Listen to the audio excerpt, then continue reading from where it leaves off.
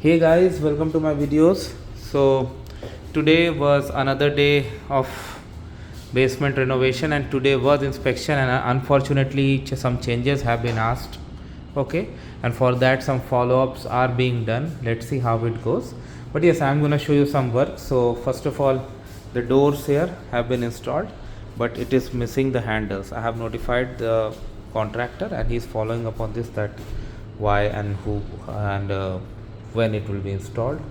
Okay, other work that was done today, this one, like for my electric panel, doors were installed.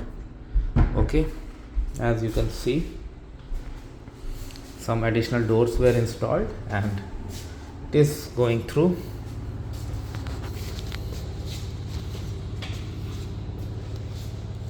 Now in the inspection he did pass, like water flow has been passed, but for plumbing and finishing some changes have been discussed, and my contractor is working on them and following up on them, so I will not discuss much about it. But yes, as of now, unfortunately it hasn't been legalized yet, so I still gotta wait.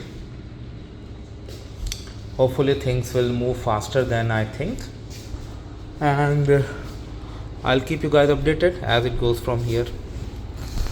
Thank you.